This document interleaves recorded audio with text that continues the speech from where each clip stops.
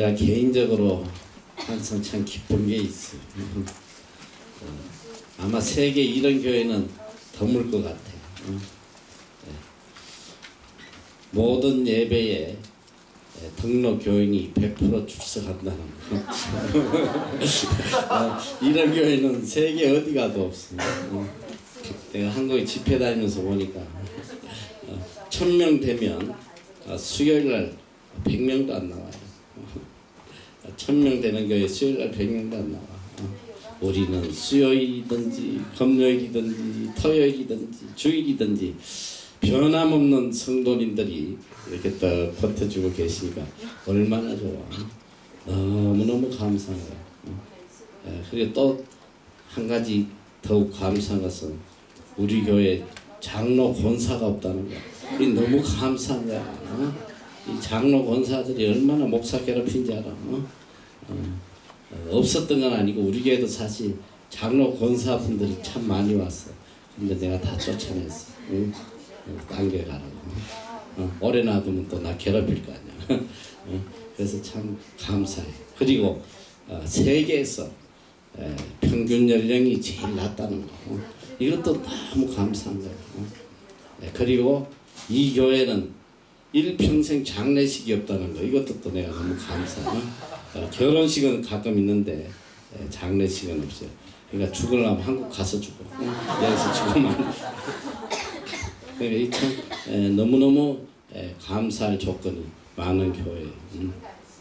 자, 오늘 빌립보서 1장 12절에서 14절 뜻을 생각하면서 깊이 생각하며 공부하겠습니다. 시작. 형제들아, 나의 당한 일이 도리어 복음의 진보가 된 줄을 너희가 알기를 원하노라. 이러므로 나의 매임이 그리스도 안에서 온 시대함과 기타 사람에게 나타나서 형제 중 다수가 나의 매임을 인하여 주 안에서 신뢰함으로 겁없이 하나님의 말씀을 더욱 담대히 말하게 되었느니라. 아멘. 지난 시간에 우리가 성공의 정의는 내가 복음을 증거할 수 있느냐 없느냐, 이것이 우리 삶의 성공과 실패의 기준점이라고 그랬어요. 내가 어떤 일을 하고 살더라도 내 삶을 통해서 예수 그리스도가 증거되고 복음이 증거되면 이건 성공한 인생이다. 그래서 우리가 성공의 기준을 반드시 복음 전파에 둬야 된단 말이에요. 그리고 오늘 우리는 모두 다 복음을 위하여 백정함을 받았다. 복음을 위해서 이 땅에 부르심을 받았다. 또 하나님께서 우리에게 이 땅에 보내신 목적이 바로 복음 전하라고 보낸 거예요. 복음 전하라. 그러니까 이 복음 전하는 것이 내 인생의 목적이 안 되면 이건 헛사한 거란 말이에요. 아무리 노벨상을 받고 뭐 세계에 기여를 한다고 해도 내 삶에 복음 증거가 없으면 이건 헛된 삶을 사는 거예요.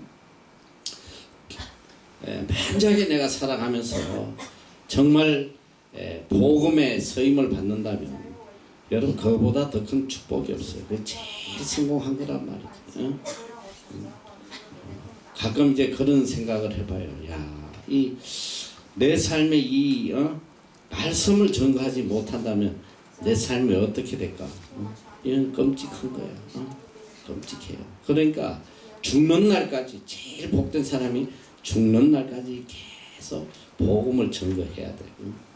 그래서 저는 이 바울에게는 하나님께서 특별하게 이방인의 사도로 복음을 전거하도록 모든 환경을 허락하셔서 로마 시민권도 주시고, 그 이방 땅에서 복음 전한다는 게 유대인으로서는 너무 힘든 거예요. 언제 쫓겨날지도 모르고 하지만 그가 로마 시민권을 가져 있었기 때문에 전 유럽을 다 복음화 시키는데 서임받고, 또 이 길리기아 다소에 태어남으로 해서 헬라어를 정통하게 하시고, 헬라어 히브리어를 정통하게 해서 이방인에게 복음을 전하게 하셨다. 저는 이제 개인적으로 참 감사한 게, 일단은 하나님이 저를 택정하셔서 이 뉴질랜드 땅에 보내셨잖아요. 응? 이 뉴질랜드 땅에 보내셔서 이 뉴질랜드에서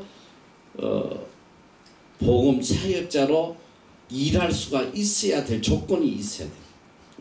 첫째로 일단은 뉴질랜드 땅에 왔는데 내가 영어를 한마디도 못하면 사실 이 뉴질랜드 땅에서 재구시를 못하는 거예요. 교민 목회밖에 내가 더 할 수 있겠어. 응? 그러나 참 감사하게 어쨌든 하나님께서 영어를 하게 하셨다는 거. 뭐 희한한 영어긴 해도 어쨌든 이게 증거가 될 수 있다는 거. 응? 이게 놀라운 거예요. 여러분 내가 이야기했지만 나는 고등학교 때까지 영어를 포기했던 사람이에요. 영어에 대해서 아무것도 모르던 사람이에요. 그러나 고등학교 2학년 때 처음으로 이제 중학교 1학년 때 창피해가지고 옛날에 완전 학습이라는 책이 있었어요. 누가 볼까봐 그냥 껍데기를 다 포장해가지고 중학교 1학년 거를 처음 공부한 거야. 고등학교 2학년 때 I am a boy부터 외우면서 찢어지게 가난하니까 학원도 못 다니고 독학을 한 거지. 독학. 근데 어쨌든 내가 영어를 잘할 수 있게 된 계기가 나중에 고3 때 학교를 중퇴하고 말이 도저히 못 따라가니까 한번 우리 이모님이 목회하시는 저 전라도 벌교라는 데가 있어.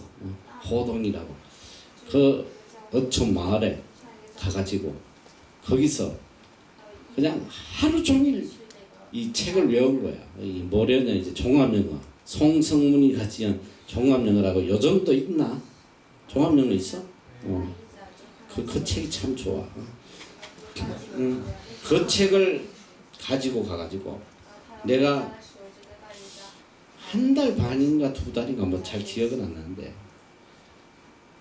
새벽기도 마치고 나오면 그때부터 그냥 밤에 잘 때까지 계속 그 책을 외웠는데 한 달 반인지 2달인지 어디까지 외웠냐면 그게 그 종합영어가 20장까지 있다고. 내가 지금 그 책을 손을 띈 지가 30년이 넘어도 어디에 뭐 있는지 아직도 화내 내가. 얼마나 열심히 그 책을 한 달 반 동안 8장까지 외웠어. 8장. 8장이 이제 동사인데 1장부터 해서 8장을 그 8장까지 다 외우니까 조금 영어에 자신이 생기더라고. 참 희한하더라고. 자신이 생겨. 그때부터 그냥 지나가는 외국인만 있으면 가서 그냥 붙잡고 말 걸다가 가진 그 수모를 당한 적이 많지만 어쨌든 하나님께서 그때부터 지금 생각하면 내가 왜 그렇게도 영어에 미쳤나 뭐 정말 미칠 정도로 이 영어에 매달렸다는 지금 가만 보니까 하나님께서 오늘을 위해서 훈련을 시키시고 여러분이 잘 모르겠지만 내가 이래도 이 외국교회 가서 집회를 참 많이 했어. 호주에도 웬만한 도시에 큰 도시는 외국교회 가서 참 많이 집회했어. 여기도 마찬가지. 이 안에서도 이 뉴질랜드 이 키위 교회에서 초청해서 영어로 집회 많이 해서 못 알아들을 것 같지. 근데 기가 차게 알아들어. 잘 알아들었어. 내가 기억에 남는 거는 이 크라이처치에 지진이 일어나고 난 뒤에 그 크라이처치 이 비즈니스맨 실업인 연합회에서 나를 초청을 했어. 그래서 집회를 갔어. 갔더니 다 백인이야. 백인인데 이 노인들이 많아. 그 이제 영어로 집회를 하는데 처음에 딱 내가 이렇게 못 알아들을까봐 이렇게 파워포인트를 준비해서 딱 띄우면서 설교를 하거든요. 딱 해서 간증을 하고 설교를 했는데 딱 끝났는데 한 1시간 정도 했는데 이 양반들이 더 해달라는 거야. 계속 더 해달라고 그래. 준비한 것도 없는데. 그래가지고 그때부터 이제 생방송으로 영어 그러니까 2시간을 집회를 하는데 내가 영어로 엄청나게 이 나라 키위들의 신앙생활에 대해서 내가 책망을 했거든. 주일 성수 안 하고 이 나라 선조들이 그렇게 생명책을 여겼던 주의를 다 파괴하고 말이지. 이 크라이처치가 무너진 게 우연이 아니라는 거. 하나님의 징계라고. 근데 그 노인들은 그걸 다 알아듣고 그렇게 은혜를 받고 그래요. 어느 노부부가 나한테 끝나고 난 때 찾아와서 그래요. 오늘 우리가 중대한 결정을 했다. 오늘 말씀을 듣고 중대한 결정을 했다. 그게 뭔지 나한테 이야기는 안 해주더라고. 근데 내가 볼 때 아마 자기의 전 재산을 다 이제 털어서 복음을 위해서 살려고 결정한 게 아닌가. 이제 갈 날이 다 얼마 안 남았으니까 그런 생각이 들어요. 어쨌든 하나님께서 저를 이제 이 뉴질랜드 땅에 불러서 복음을 위해서 서임 받을 수 있게 한다는 게 정말 놀라운 거예요. 하나님 준비시키시고 지금까지 그뿐 아니에요. 우리가 이제 몇 년 전부터 이 바누아투 선교를 하잖아요. 이제 바누아투 선교를 하면서 먹을 거 쌀을 사다 갖다 주고 필요한 것도 갖다 주고 1년에 내가 한 5차례 들어가곤 했는데 제일 내가 그래도 감사한 게 그 원주민들, 이 바누아투는 남태평양에 많은 나라가 있는데 거의가 다 국교가 기독교예요. 신기할 정도로 그런 낙후된 나라인데 국교가 거의 기독교예요. 그런데 각 나라마다 이제 국교가 달라. 피지 같은 경우는 감리교가 먼저 들어와서 감리교가 주를 이루고 있어. 감리교. 이제 이 사모아 같은 경우는 보니까 이 장로교가 주를 이루고 있어. 큰 교회들도 굉장히 많아. 그 숲에 있는 부시에 들어가면 뭐 조그만 교회도 있고 하지만은 큰 교회들 몇백 명씩 되고 이래요. 이제 내가 제일 감사한 거는 갈 때마다 집회를 한단 말이에요. 거기에 있는 교회들 가서 지난번에 한 번 더 거기에 경찰서 본부에 가서 경찰 본부에 가서 형사들 모아놓고 또 집회한 적도 한 번 있어요. 참 신기하잖아. 이 영어로 집회를 할 수 있다는 게 얼마나 감사한 거야. 그 바누아투 갔더니 거기 영어가 거의 내하고 수준이 비슷해. 잘 알아들어. 내 영어하고 굉장히 수준이 비슷한 것 같아. 이게 어쨌든 이 영어를 해도 이게 복음을 전가하기 위해서 이 영어가 쓰인다는 거 이거는 너무나 감사한 것 같아. 근데 내가 특별히 내 영어에 대해서 정말 하나님 앞에 감사한 게 이 내 영어는 정말 특별한 영어야. 인터내셔널. 어느 나라 가도 통하는 영어. 이건 정말 놀라운 거야. 너희들 저희 미국 영어, 미국 본토 영어가 처음에 이 나라에 와서 통하지 않았대. 미국 사람하고 대화가 안 됐다는 거야. 지금은 워낙 미국 방송이 많이 나와. 여기 채널 2가 미국 드라마를 계속하니까 이제 조금 통하는데 몇십 년 전만 해도 미국 영어가 여기 와서 대화가 안 됐대. 미국 영어가 또 필리핀 가도 대화 안 되고. 이게 각 나라마다 영어는 영어인데 다 달라. 우리나라 너희들 생각해봐. 너희들 제주도 가면 대화 통할 것 같아? 뭔 소린지 하나도 몰라요. 전혀 몰라 너.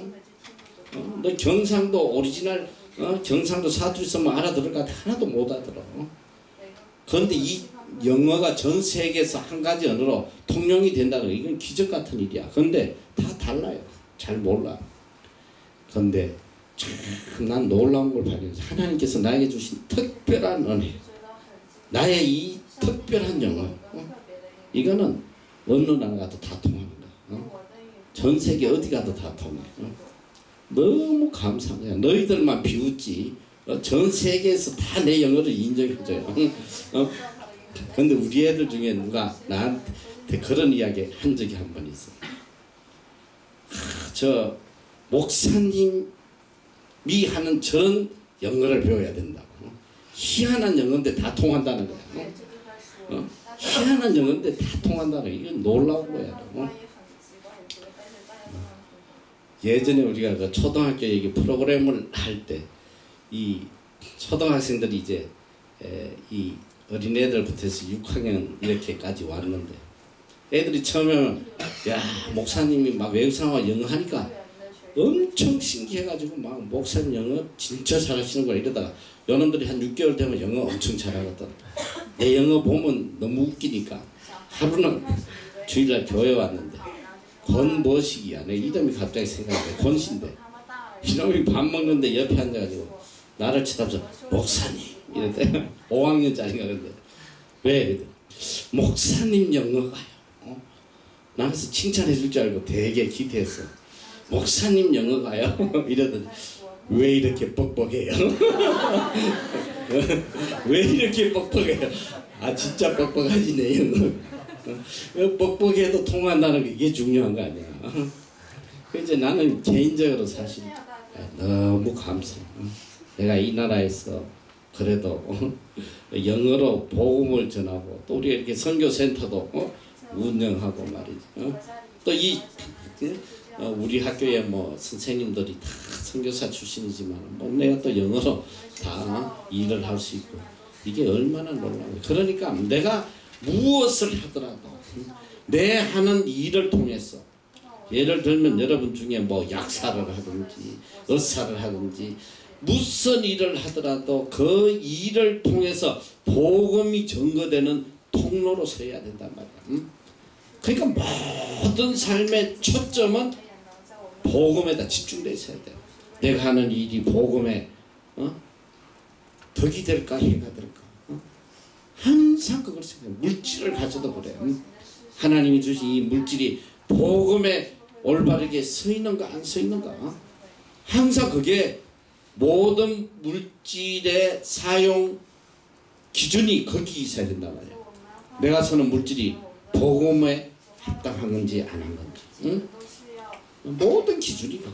응? 그러니까 이 그리스도인의 삶의 기준은 딱 한 가지 정해져 있는 거야. 내가 하는 이 일이 복음에 플러스냐 마이너스냐. 플러스면 오케이 가는 거야. 이게 복음에 마이너스 돼. 그러면 안 가는 거야. 그렇게 살다 보면 하나님께서 얼마나 복을 주시는지. 오늘도 내가 우리 중국 장목사와 전심을 먹으면서 그런 이야기를 했어. 지금까지 여기서 이곳에 와서 12년 동안 학교를 하면서 내가 모든 이 결정의 기준은 오직 하나, 복음. 그러면서 이제 잠깐 이제 물질에 대한 이야기가 나왔습니다. 처음에 하나님께서 땅을 팔아서 이 빌딩을 사게 해주실 때 우리 돈이 500만 수중에 있었어. 근데 빌딩을 700 주고 샀기 때문에 은행 빚을 지고 또 돈이 빚이 있고 이러니까 우리 빌딩 매니저 이 나라 사람이 와서 나한테 그래. 야 일단은 우리가 무조건 빚부터 갚아야 된다. 1년에 어떤 일이 있어도 70만 불씩 빚을 빨리 갚자. 그러니까 빚을 갚기 시작. 빚을. 1년 동안 막 열심히 해서 70만 불을 갖고 나니까 한 2년간 이렇게 빚을 갚는데 내 마음에 너무 공허한 거야. 도대체 이게 뭐 하는 짓이냐. 내가 빚 갚아서 뭐 하겠다는 거야. 하나님께서 복음 전하라고 주셨는데 지금 내가 뭐 하고 있나. 그리고 그날로 딱 결정했어. 다시는 빚 안 갚는다. 그날부터 10년 동안 은행 빚 1불도 안 갚아. 1불도. 그 뒤로 빚이 얼마나 늘어난지 알아? 나중에 우리가 빚이 제일 많이 늘어날 때는 2,800만 불까지 늘어났어. 2,800만 불. 이 뉴질랜드 한국인으로서 최고 빚쟁이였어요. 2,800만. 2,800은 쉽게 얘기하면 한 280 이렇게 생각하면 280억. 그렇게 빚이 늘어가면서도 단돈 1불도 나는 빚을 안 갚았어. 무조건 그 대신 이제 빚이 많으니까 수익도 많을 거 아니야. 우리가 계속 투자를 했으니까 빌딩도 사고 막 집들도 사고 계속 돈 들어와. 돈이 막 수십억씩 들어오고. 내 마음에 딱 결정해. 절대 빚 안 갖고 들어오는 대로 우리가 복음에 사용하자.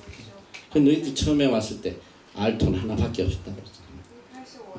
그 돈 가지고 막 신나게 장화관 사고 그때 차도 없었어. 조그만 거 8인승 하나인데 차도 막 12인승짜리 막 5대씩 사고 막 장생도 막 10명 하던 거 막 그냥 1년에 한 100명씩 해버리고 막 맨날 퍼먹이고 떡도 안 주다가 막 주인마다 떡 주고 말이지. 막 먹이고 무조건 복음을 위해서 다 써버렸어. 다 오직 복음. 그런데 망해야 되는데 지금 10여 년이 지난 뒤에 보니까 하나님께서 상상할 수 없이 부어주신 거예요. 내가 그러잖아. 지금 빚 한 돈 1불도 없다고. 빚 하나도 없어. 하나님 다 갚아주시고 얼마나 풍성하게 만들어주신지 몰라.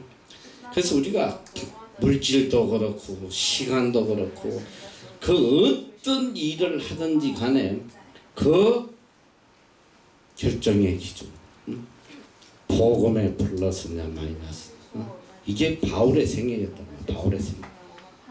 바울은 복음의 진보가 되면 생명까지도 내는 그리고 복음의 해가 되면 감옥에 들어가고 죽어도 동조하지 않아.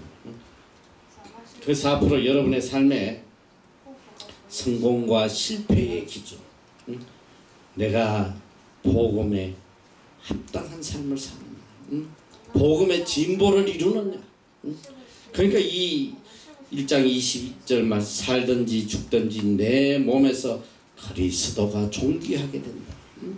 내 삶을 통해서 오직 복음이 전거되고 예수 그리스도가 존귀되고 예수 그리스도가 전파되고 이게 삶의 기준이 되어야 된다. 오늘 여기 12절에 보면 아주 깊은 뜻의 말씀이 있어요. 나의 당한 일이 도리어 복음의 진보가 된 줄을 너희가 알기를 원하노라. 나의 당한 일, 나의 당한 일. 이건 너무나 신비로운 거야. 내가 지금 당하고 있는 일. 여러분이 살아가면서 매일매일 당하고 있는 이 일의 의미를 깨달을 수 있다면 여러분 삶이 완전히 바뀐단 말이에요.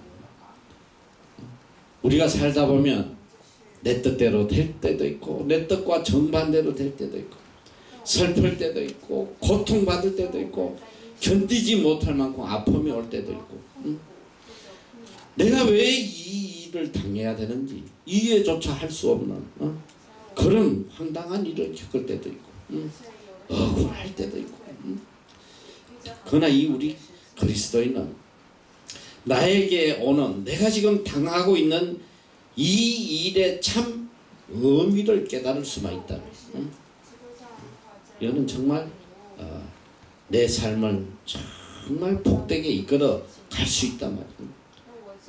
왜 나에게 이런 일이 왔느냐 그 참 의미를 깨달으면 절대로 낙심할 필요도 없어요.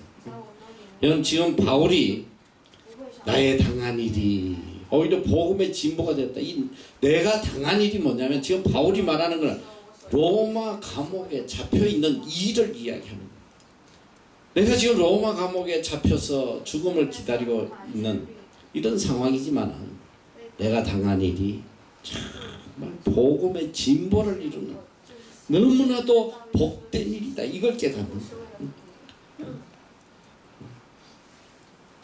이런 세계관, 이런 복음적 신앙관을 가지고 살 수가 있다면 우리는 어떤 고난이 와도 기쁨으로 다 감당할 수 있어요.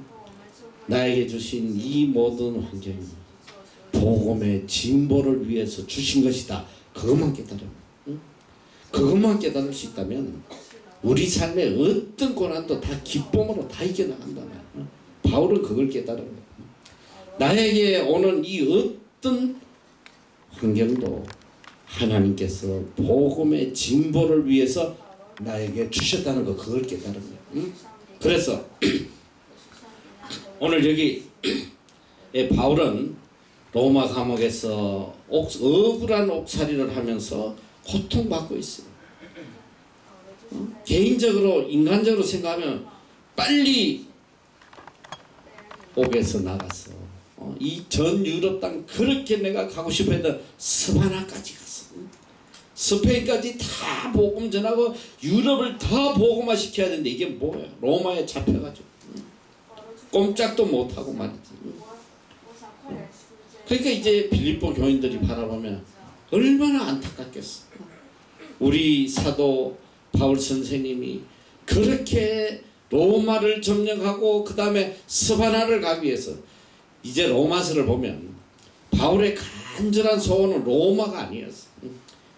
이제 나중에 내가 신약 공부를 하면서 바울의 선교 여행에 대해서 상세하게 알려줄 텐데 그가 간절히 가고자 했던 것은 로마가 아니라 스바나였어.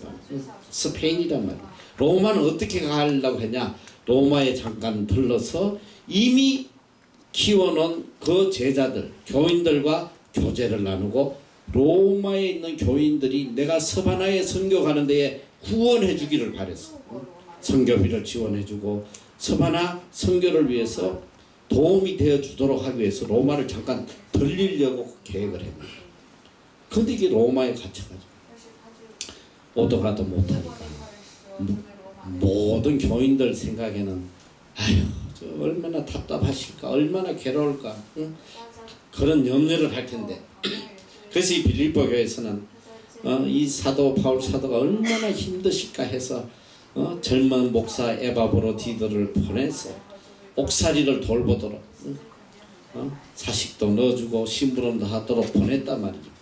그런데 오히려 빌립보 교인을 향해서 바울이 무슨 말을 하냐면 나의 당한 일이 오히려 복음의 진보를 이루고 있다.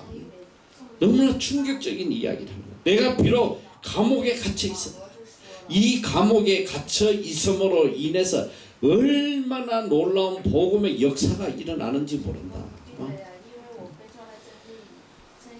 이 하나님이 하시는 일은 상상을 초래 우리가 이해할 수도 없고 깨달을 수도 없어.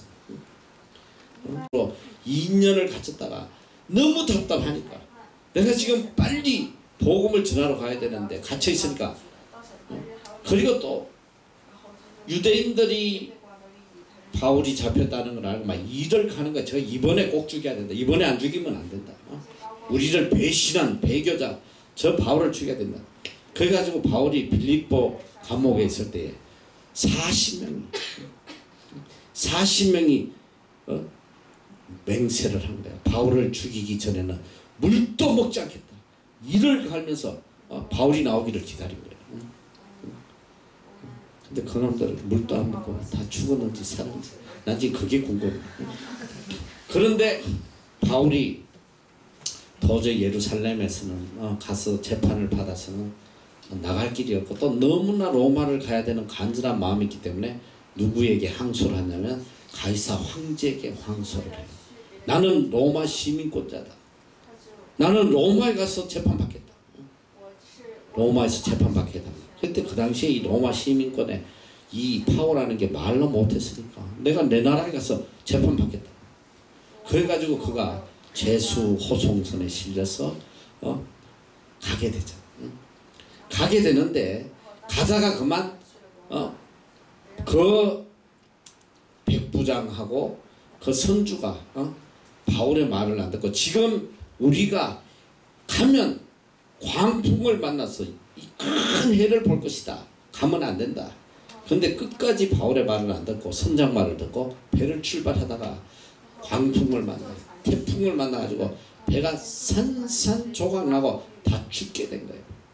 그때 그가 그 모든 죄수들 다 죽게 된 사람들을 278명 죄수들 다 죽게 된 거예요. 영적 지도자로서 너희들 한 명도 하나님이 생명을 해하지 않겠다고 말씀하셨다. 다 내가 시킨 대로 해. 영적 지도력을 발휘. 그래가지고 바울의 말대로 그들은 포볼리오라는 섬에 그 섬에 멜레데라는 섬에 기착을 해서 한 3개월 동안 머무르면서 이 바울이 거기서 놀라운 기적을 행해요. 이 포볼레오의 부친이 추장 포볼레오의 부친이 열병으로 죽게 됩니다. 죽을 자를 살려버려. 그리고 뭐 불을 쬐다가 독사에 물려가지고 바로 적사를 해야 되는데, 야, 저 사람 이제 곧 죽겠다. 근데 멀쩡하거든. 그리고 뭐 기적을 해가니까 그때 이제 그 제수 호송선에 탔던 백부장과 선장과 이런 사람들이 3개월 동안 바울과 섬에 함께 있으면서 그가 얼마나 위대한 영적 인물인지 하나님의 사장지를 깨닫게 됩니다. 대단한 사람이라 깨닫고 나중에 이제 무사히 죄수로서 로마 땅에 들어온단 말이죠. 와가지고 그는 죄인이기 때문에 로마에 갇혀요. 갇히는데 그가 갇힌 그 감옥이 어떤 곳이냐면 예전에는 이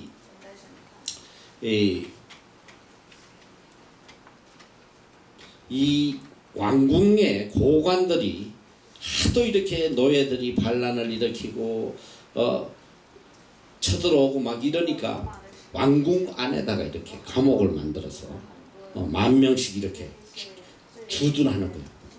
그 왕궁 안에 있는 감옥에 바울이 갇히게 된 거예요. 갇혀가지고 거기서 이제 놀라운 역사가 일어나기 시작하는 거예요. 자, 어떤 놀라운 역사가 일어나냐면 여기 보면 여기 나의 당한 일이 복음의 진보가 된 줄을 너희가 알기를 원한다. 이 진보라는 건 뭐냐면 원래 프로코페라는 원어가 있는데 우리가 산길을 갈 때 길이 없는 산길을 갈 때에 길을 만들기 위해서 낫을 들고 이 나무를 다 쳐내가지고 길을 낸단 말이에요. 길을 내면서 앞으로 나아가는 그런 의미를 말하는 거예요. 자, 복음의 진보를 이루었다. 이건 뭐냐면 복음을 증거하는 데에 방해되는 모든 장애물들을 제거하면서 복음이 증거되어 가는 거예요. 자, 그가 이제 감옥에 갇혔는데 이 감옥 생활이 도저히 복음에는 장애물 같은데 절대 복음을 전하지 못할 것 같은데 오히려 이 감옥에 갇힘으로 놀라운 복음의 진보가 일어났다는 걸 증거를 하고 있어요. 내가 당한 일이 감옥에 갇힌 일이 오히려 복음의 문을 여는 데에 너무나 귀한 역사가 일어났다는. 자, 어떻게 해서 그런 일이 일어났느냐. 자, 일단 그 말을 하기 전에 먼저 여기서 우리가 고난의 선교적 의미를 좀 생각을 해봐야 돼요. 우리가 복음을 증거하는 삶에는 반드시 고난이 따르게 돼 있어요. 고난 없는 곳에는 절대로 복음이 증거될 수가 없어. 등 따시고 배부르고 사는 데는 복음이 안 들어간단 말이야. 너 지금 뉴질랜드 같은 나라는 새로 전도되는 게 제로야, 제로. 안 믿던 사람이 예수 믿고 이런 게 거의 없어 지금. 믿던 사람들도 전부 다 교회 안 나가는 거예요. 평안하니까 먹을만 하고 살만 하니까. 지금 교회 가보면 텅텅 다 비어있는 노인들만 앉아있고. 유럽에 가면 여러분 이제 유럽 교회 가면 교회를 찾아보기도 어렵지만 유럽은 이제 교회보다는 대부분이 성당인데 성당들이 뭐 어마어마하게 지어져 있잖아요. 그런데 성당에 예배가 있느냐? 주일날 예배 드린 걸 내가 한번 이렇게 마을에 있어서 가봤는데 어마어마한 성당에 할머니들 몇 명 앉아 있습니다. 오늘 내일 갈 사람. 그럼 성당이 뭐냐? 다 관광지야, 관광지. 관광하는 데지 예배 드리는 데가 아니란 말이야, 더 이상. 그 유럽 가면 어느 나라 가도 세 가지 구경하는 거야, 세 가지. 첫째 가면 뭐냐? 어느 나라든 유럽 가면 성당을 보여줘, 성당. 각 나라마다 막 휘황찬란한 성당, 노틀담의 성당 뭐 해가지고 어느 나라 할 것 없이 성당 보는 것입니다. 어마어마해. 성당 안에 뭐 조각하고 뭐 예술 작품 이거는 뭐 말로 못해. 그 둘째로 보여주는 게 뭐냐? 무조건 박물관 보여줘. 박물관. 다 박물관. 셋째 뭐냐? 왕궁을 보여줘. 왕궁. 그러니까 유럽 가면 어느 나라 가든지 성당, 박물관, 왕궁 보는 거야. 그러니까 갈 필요 없다 이 소리야. 그 갈 필요 없어. 내가 요새 깨달은 건데 유튜브 보는 게 최고야 최고.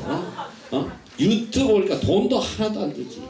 편안한 자세로 그냥 거기다가 직접 가면 볼 수 없는 세밀한 부분까지 다 보여주는 거야. 이게 얼마나 좋아. 내가 예전 로마에 가서 그 로마 교황청을 못 본 게만 너무너무 후회스러웠는데 그 왜 그러냐면 새벽부터 가가지고 2시간 이상 기다려야 돼. 표 끊으려면. 그래가지고 너무 힘들어서 안 갔는데 갔다 와서 사실 되게 후회했어. 거기까지 가서 그걸 못 봤나. 그거 안타까워했는데 최근에 내가 유튜브를 통해서 로마 교황청을 다 봤잖아. 이 지붕에 있는 그림까지 다 봤어. 그것도 안내까지 해줘요. 이거는 미켈란젤로가 그린 거고 뭐 몇 년도에 그린 거고 어쩌고 저쩌고 한데 이야 그 요새 내가 틈만 나면 전 세계를 다 돌아다녀. 안 가는 데가 없어 지금. 세계에서 유명한 폭포란 폭포는 지금 내가 다 봤어 지금. 다 봤어. 갈 필요가 없는 거야. 그러니까 갈 필요 없어. 근데 왜 로마의 유럽의 교회들이 그 모양이 됐냐. 로마에 가서 이제 기독교인을 찾을 수가 없는 거야. 지금 유럽의 제일 큰 문제가 뭐냐. 앞으로 50년만 지나면 유럽은 사라지는 거야. 유럽 전 국가가 다 이슬람으로 바뀌어. 자동으로 바뀌죠. 왜 그런지 알아? 유럽은 애들 한 명도 안 나. 한 명. 기껏 나야 한 명이야. 이슬람은 몇 명 나오는지 알아? 미니멈 4명이야. 미니멈 4명. 50년 지나면 유럽을 지배하는 모든 인구가 이슬람인들이야. 애만 많이 나오면 자동으로 되는 거야. 자동으로. 이슬람의 정책이야 그게. 어디 가든지 애 많이 넣는다. 애. 계속 애 넣는다. 그럼 자기 나라 돼버려. 자기 나라. 지금 심각해 지금. 이 앞으로 이 미래가 어떻게 될 건지 심각한 거야. 그러니까 너희 또 애들을 많이 낳아야 돼. 그리스도인이 계속 하나님께서 그래서 생육하고 번성해라. 다른 명령 안 했어. 결혼만 하면 그냥 계속 애만 낳아라. 내가 먹여줄게. 하나님이 길러주신다는 거. 그 부분에 대해서 내가 할 말이 없어. 할 말이 없어. 근데 하나님 하나밖에 안 주시니까 할 수 없는 거지. 자, 그런데 우리가 이 등 따시고 배부르고 부족함이 없으면 복음은 끝나버리는 거야. 먹고 살만하면 교회는 다 무너지게 돼 있어. 너희도 우리나라 교회도 폭발적으로 부흥이 일어난 게 어떤 때냐면 6.25 전쟁 이후에요. 6.25 전쟁 이후에 먹을 거 없고 아무 소망도 없고 할 때 그때 다 두 손 들고 천부여 어지 없어서 죽게 나옵니다. 다 교회로 전부 다 교회로.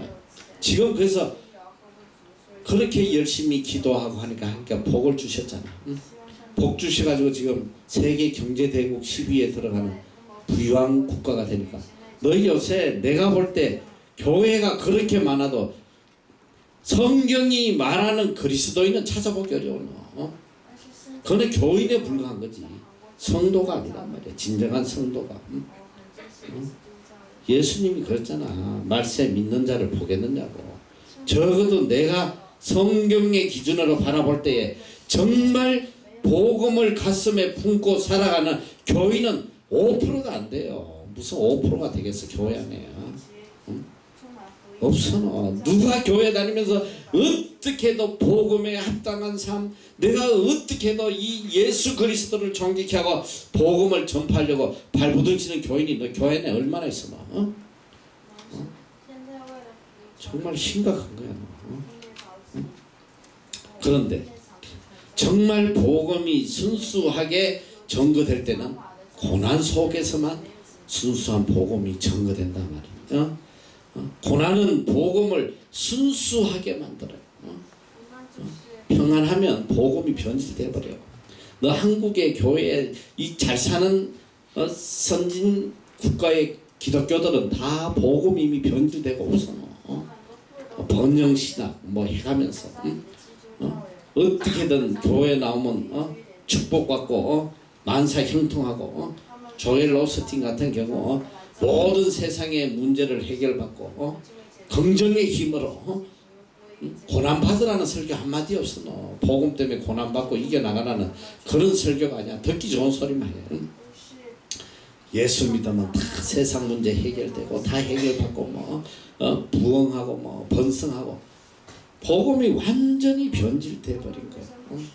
내가 들어보니까 지금도 북한의 지하 교회의 사람들은 그들의 이야기는 항상 편지, 북한에서 온 편지의 첫 줄이 주님 오실 날이 가까울 그때에 사랑하는 형제 자매 여러분, 성도 여러분, 항상 그들의 표가 주님 오실 날이 가까울 그때에. 그리고 눈 똑바로 떠라. 그 저기 뭐야 그 멸치 눈을 하고 그러니까 내가 부담스럽잖아. 똑바로 와. 그래서 그 로마에 있는 지하 감옥, 지하 무덤 카타콤에 거기서 일평생 복음을 위해서 죽어갔던 그 많은 초대 교인들 카타콤에 가면 첫 번째 걸기가 사회가 뭐냐? 마라난타야. 마라난타. 이 사람들의 인사가 마라난타. 주님 곧 오십니다. 만날 때마다 헬로 마라난타. 마라난타. 그들의 한 가지 소망은 오실 주님을 기다리는 그것, 이 복음의 순수성을 지니고 있어. 너 요새 어떤 교회가 가서 인사할 때 주님 곧 오십니다. 지금 만약에 한국 교회 가서 주일날마다 성도들마다 주님 곧 오십니다. 이러면 이거 뭐 2단이냐 3단이냐 뭐 이런 이상한 눈으로 보지. 너 가서 주님 곧 오십니다 자꾸 그래봐. 이건 뭐야? 신천지야 뭐야? 없어. 이제 복음의 순수성이 사라져버렸어. 그래서 우리에게는 고난이 필요하다. 고난은 복음을 순수하게 복음 자체만을 우리에게 전해준단 말이지. 오직 구원, 오직 재림, 부활, 이 복음을 가지고 살아가지. 세상에 뭐 출세하고 복받고 뭐 잘 먹고 잘 살고 이건 다 쓰레기 복음이란 말이야. 이건 다 거짓된 복음이야. 그래서 고난이 필요하다. 그리고 또 고난은 우리를 복음의 길로 인도할 뿐 아니라 선교자의 길로 인도한다.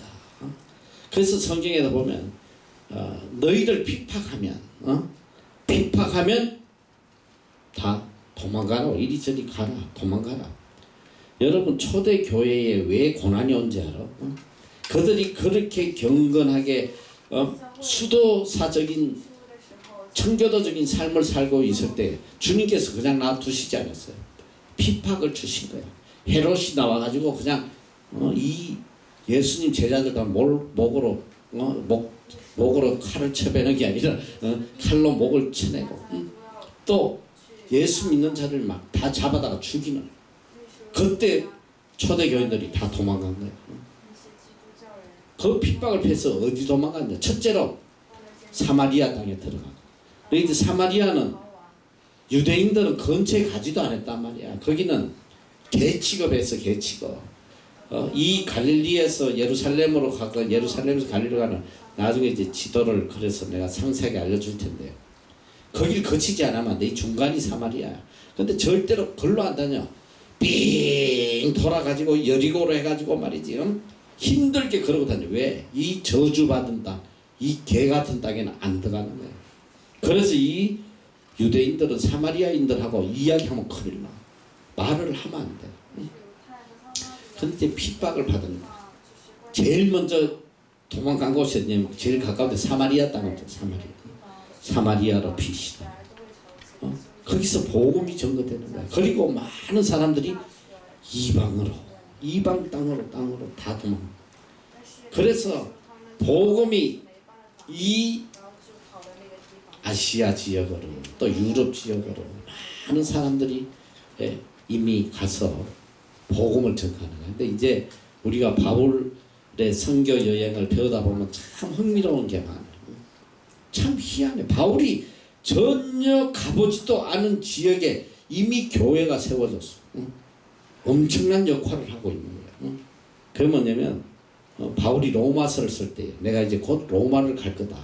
그런데 이미 그때 로마에 어마어마한 바울의 제자들도 있고 또 많은 그리스도인들이 이미 있었단 말이에요. 그래서 로마서 16장에 보면 누구에게 무난한다, 누구에게 무난한다, 누구에게 무난한다 이미 다 가 있습니다. 그러니까 이게 핍박이 오므로 인해서 비로소 복음이 진보를 이루는 거예요. 다 흩어져. 응? 핍박이 없으면, 고난이 없으면 복음이 전거되지 않는다. 그리고 또 이 고난을 통해서 우리를 막고 있는 이 마음의 벽을 다 무너뜨려. 고난은 사마리아인 개 취급하고 말도 안 하다가 고난이 오니까 다 글로 들어가서 그 사람들이 도와주고 먹여주고 그러면서 형제 자매가 되는 거지. 협소한 마음이 다 사라지고 우리 어릴 때만 해도 이 일본 하면 이를 갈아서 뭐 그리스도인들도 장로도 꼭 목사고 없어. 일본 하면 그냥 막 이를 갈았다. 저 죽일 놈들. 그런데 이게 복음 안에서만 용서가 되는 거예요. 용서가. 내가 그래서 일본 이야기할 때 진짜 조심하는데 내가 한번 충격적인 실수를 했어요. 우리 학교에 일본 애가 하나 왔어. 얼마나 열심히 있는지 몰라. 그 아이가 한국에서 어느 백석대학에 어디서 대학을 나온 거야. 일본 아이인데도. 근데 이 애가 일본에 있으면서 자기는 그리스도인이고 다 그리스도의 사랑으로 하나 될 줄 알았는데 예수 믿는 사람조차도 일본을 그렇게 미워하더라는 거야. 목사들도 일본 하면 안 좋게 생각하고. 근데 여기 왔더니 전혀 일본 이야기를 안 하고 하니까 너무 좋아가지고 이 아이가 그렇게 열심히 교회 나왔어. 근데 내가 큰 실수를 한 거야. 일본인을 조롱하는 내가 농담을 하나 했거든. 나 재밌으라고. 우리 애들 졸지 말라고 재밌는 이야기를 하나 해줬어. 너무 재밌는 이야기라서 하면서 조금 끓이긴 하는데 내가 순간 판단을 내가 못하고 그냥 이야기를 했어. 오늘 또 일본에 왔나? 아, 나 다행이네. 아유, 큰일 날 뻔. 어떤 이야기를 하냐. 그때 너무 그 이야기가 재밌은 거야. 옛날에 일제시대 때에 우리 민족 속에는 막 일본이나 하면 막 이런 레지스탕스 불타고 할 텐데 일본인을 조롱하는 이야기 하면 다 기뻐해. 그래서 그런 재밌는 농담이 있었어. 뭐냐면 2차 대전 때에 큰 이 여객선을 타고 이렇게 배가 가는데 이제 그만 가다가 배가 이제 풍랑을 만나가지고 파손된 상황이 돼서 이제 선장이 결정을 하는 거야. 누구 한 사람이 지금 빨리 바다로 들어가야지만 이 배가 살아날 수 있다. 무게를 이길 수 있다. 이제 그래도 한 사람을 누가 자기를 희생하겠느냐. 그랬더니 처음에 그 대영 제국 신사가 나오더래요. 참 세 사람이 빠져야 되는데 처음에 누가 나가냐 했더니 대영 제국 신사가 나와서 대영 제국 만세를 부르고는 말이죠. 한 사람이 이렇게 뛰어내렸다는 거예요. 또 그리고 그 다음에 또 한 사람 누가 빨리 뛰어내리라 했더니 성직자가 신부가 나와서 십자가를 그리고 성부 성자 성령하고 뛰어내리더라. 이제 마지막 한 사람이 나와서 누가 한 명 빨리 나오라고 막 그랬더니 한 사람이 나오더래요.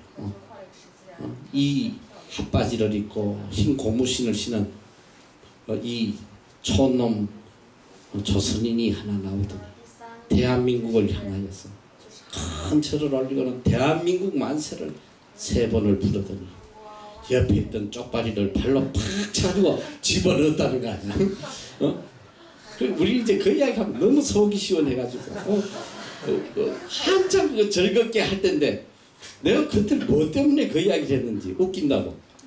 그래가지고 얘가 굉장히 재밌게 듣다가 갑자기 쪽발이를 발로 쳤더니 얼굴색이 그냥 확 바뀌는 거야. 얘가 막 얼굴색이 그 자리에서 그러니까 직접 봤는데 이러고 보더니 갑자기 어깨가 쭉 내려앉는 거야. 너무 어이가 넋을 잃어버리고 아유 이거 실수했구나. 큰일 났다. 그래가지고 내가 설교 끝나자마자 걔를 만났어. 그랬더니 막 한국말도 막 한국 사람보다 더 잘해요. 그래서 어떻게 목사님 그런 말 하시면 막 따지는데 많아. 내가 가지고 아니 그런 뜻이 아니고 어떻게든 그거는 우리가 그런 뜻이 아니고 안 통하는 거야. 그 마음의 상처를 얼마나 받느냐. 그래가지고 내가 한동안 너무너무 후회해서 왜 그때 내가 쪽발이라고 그랬지. 러시아를 그럴 걸. 옆에 있는 러시아 놈을 발로 차놓다 이랬으면 되는 걸 왜 뭐하러 쪽발. 난 또 쪽발이 못 알아듣는지 알았지. 근데 쪽발이랑 한국말을 막 너무 잘하는 거야. 그러니까 이 복음은 뭐냐면 이렇게 서로 간의 원한과 갈등과 미움과 이런 것들을 고난을 통해서 복음이 들어가면 이 벽이 무너져요. 그래서 지금도 다 원수처럼 생각해도 일본 사람들 기독교 안에서 하나 되는 거예요. 그리스도 안에서 서로 교류하고 하나 되고 그런단 말이죠. 여러분이 잘 알아야 돼요. 내가 또 어저께 재밌는 게 우리 집에 누가 찾아와서 이렇게 뭐 가입하라고 난 그래서 이게 체리터블 이게 자선사업단체인가 휠체어가 그려져 있고 이래가지고 도우라고 그랬어. 그래 어떻게든 내가 얘를 전도해야 되겠다. 얘 일본 아이더라고. 일본 아이가 왔어. 그래가지고 이제 돈을 20%를 주면서 전도하려고. 너 우리 학교 한번 놀러 와라. 내가 우리 아이들도 소개시켜주고 해서 더 좋은 열매를 맺게 해줄게. 그래서 내가 물었어. 너 종교가 뭐냐 그랬더니 부디스트래. 부디스트. 불교라고 그러는 거야. 불교. 그래서 내가 어떻게든 좀 전도를 해야겠다 그랬어. 내가 전화번호 다 주고 주소 주고 꼭 한번 와라. 이렇게 이야기해. 우리가 어쨌든 복음 안에서는 하나 될 수 있단 말이야. 복음 안에서는 다 형제고 자매고 한다. 그래서 이제 이 고난이 와야지. 고난은 하나 되게 해주는 역할을 하는 거야. 고난은 어느 누구도 다 하나 되게 해주는. 그래서 이 성경은 고난이 유익이다. 이 고난이 얼마나 귀한지 몰라요. 그래서 우리가 복음이 전거되는 데 있어서는 필수적인 축복이 고난이에요. 고난이 올 때 비로소 복음이 전거된다. 고난이 없으면 절대로 복음이 전거되지 않는다. 그런데 자, 이 바울에게 있어서 이 감옥은 도대체 어떻게 해서 복음의 진보를 이루었다고 이야기를 하느냐. 놀라운 거예요. 나의 당하는 나는 이해 못해. 나는 빨리 로마에서 복음 전하고 빨리 스바나로 가야 되는데 왜 하나님께서는 나를 감옥에다 쳐넣어버리시나.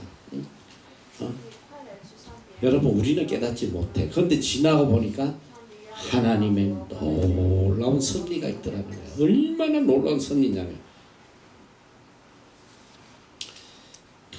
로마 감옥에 갇혀서 바울에 대한 소문이 나는 거예요. 백부장도 그러고 전장도 그러고 거기 있었던 많은 고관들이 이 사람은 보통 사람이야. 이 사람은 정말 하나님의 사도다. 입을 통해서. 그래서 어떤 일이 있었냐면 이 바울이 로마 감옥에 갇혔을 때 기록에 밤마다 바울에게 복음을 들으려고 찾아오는 고관 대장들이 끊이지 않았다는 거예요. 그래서 보통 이 복음은 어떻게 전거되냐면 평민들을 통해서 전거, 노예를 통해서 주로 제일 하층민을 통해서 복음이 위로 올라가. 이 복음의 전파가. 근데 유일하게 로마는 거꾸로 된 거예요. 복음이 누구부터 시작하냐면 고관 대작들로부터 해서 복음이 밑으로 내려오기 시작합니다. 그러니까 이 복음화의 속도가 제일 빨리 이루어진 나라가 바로 로마란 말이에요. 로마는 나중에 어떻게 됐냐면 도미티우스 황제 때는 황제의 어머니와 그의 딸이 다 예수를 믿었어요.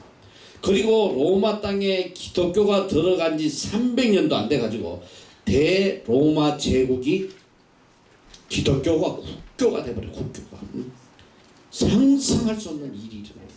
그리고 이 로마가 국교가 될 때에 인구의 몇 프로가 그리스도인이었냐 기독교인이었냐? 7%. 기독교인이 7%인데 로마는 국교가 기독교가 돼버렸어. 왜 그러냐면 고관 대작들로부터 황제로부터 복음이 들어가기 시작합니다. 엄청난 핍박 속에서도 복음이 전거되는 거예요. 그러니까 이 로마 감옥에 바울이라는 사람 하나가 갇힘으로 인해서 만약에 반대로 감옥에 갇히지 않고 바울이 이 마을 저 마을 다니면서 로마에 복음을 전했다면 그 복음이 언제 전해지겠어? 불가능한 거예요. 그러나 바울이 감옥에 갇힘으로 인해서 복음의 진보가 상상할 수 없을 정도로, 그래서 바울이 그런 고백을, 나의 당한 일이 오히려 복음의 진보를 이루었다. 나의 당한 일, 이건 아무도 모르는 거야. 어떤 일을 당해도 복음적 측면에서 그걸 바라봐야지. 그래야지만 하나님의 뜻을 깨달을 수 있다. 정말 놀라운 일이요. 이제 저 같은 경우도 죽어도 신학 안 하려다가 나중에 교통사고 나서 내가 다 죽게 됐다고 그랬잖아. 무릎이 박살나고 병원에 가서. 만약에 그 내가 당한 일, 내가 교통사고가 났으면 나는 죽어도 신학 안 해. 죽어도 신학 안 한다. 교통사고 당하고 죽게 됐으니까.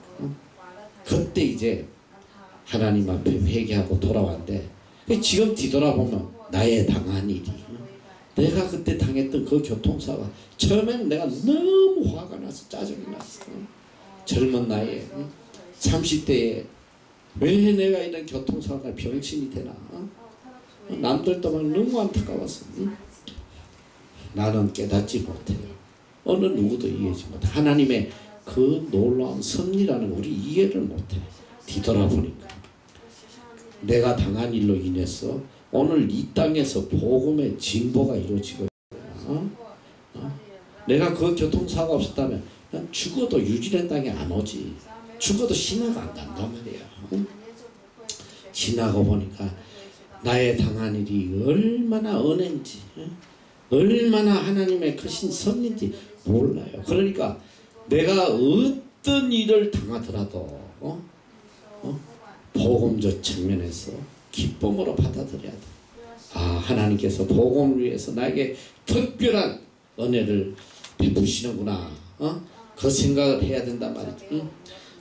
대로마 제국이 기독교 국가가 되므로 우리가 이제 바울의 선교 사역을 보다 보면 정말 놀라운 거야. 결국은 오늘 우리가 예수 그리스도를 믿고 이 자리에 있게 된 그건 누구 때문인지 알아? 바울 때문이야. 바울이 복음을 유럽 땅에 전하고 유럽의 청교도들이 미국 땅에 건너가고 미국을 통해서 복음이 한국까지 오는 거야. 바울 한 사람으로 인해서. 이게 얼마나 놀라운 거야. 그러니까 우리에게 복음을 전해준 사람 바울이란 말이야. 어마어마한 거예요. 나의 당한 일, 내가 당하는 고난과 아픔과 실패와 이 엄청난 일 속에 하나님의 큰 섭리가 있다. 선교를 향한 복음을 향한 하나님의 계획하심이 있다는 거. 여러분이 그걸 잊어버리면 안 돼요. 오늘 내가 뉴질랜드 땅에 와 있는 이 일, 우연 같으나 우연이 아니에요. 하나님의 큰 섭리가 있어요. 말로 할 수 없는 섭리가 있단 말이에요. 나의 당한 일, 내가 왜 이 장화간에 해피 저런 놈하고 같이 살아가지고 이렇게 맨날 속이 끓고 말이지. 너희들 지금 아마 살면서 부대낀 놈들 많을 거야. 저 인간 저 밥만 떨어져가지고 말이지 밥을 더 먹어야겠다. 그래가지고 막 밥으로 다 스트레스를 했어. 야, 지금 얼마 전에도 너희 장학간에 나 또 세상에 그런 못난 놈 처음 봤네. 와가지고 얼마 내가 자매하고 싸워가지고 둘이 왼수가 돼가지고 서로 그냥 그래가지고 급하게 딴 장학관으로 이동시켰잖아 강제로. 서로 못 보게. 나의 당하니 왜 저런 인간이 우리 기숙사에 와가지고 나를 이렇게 괴롭혔나. 여러분 잘 알아요. 나의 당한 일이 복음에 얼마나 큰 진보가 되는지. 여러분이 만약에 이 장화간에 긁어치는 놈이 없으면 너희들 변화되지 않아. 모난 놈들이 있어야 돼. 맨날 부닥히고 그냥 찔리고 막 맨날 끓기고 막 그냥 그러면서 나의 모난 부분들이 다 갈아지는 거야. 항상 좋은 애들만 있어봐. 너희들의 잘못된 점을 발견할 수가 없는 거야. 그걸 고칠 수도 없어요. 내가 볼 때는 이 장화간에서 너희들이 동거 생활한다는 거 이거는 정말 큰 축복이야. 어디서 감히 동거 생활하겠어. 너 딴 데서 동거 생활하면 인생 끝나는 거야. 누가 너희들 시집을 받아주고 장가를 가게 하겠어. 여기서 동거 생활했던 다 높이 평가해요. 정말 귀한 훈련 받았구나. 얼마나 감사한 거야. 그러면서 내 자신의 모난 면도 발견하고 또 어떤 인간이 괜찮은 인간인지 판단할 수도 있고. 너희들 분명한 건 그래요. 처음에 뭐 야 쟤 참 괜찮다. 6개월 뒤에 봐봐. 세상에 저런 인간도 있었냐. 사람이 그런 거야. 처음에 뭐 저런 인간이 있어. 이러다가도 6개월 지나면 쟤하고 꼭 결혼해야겠다.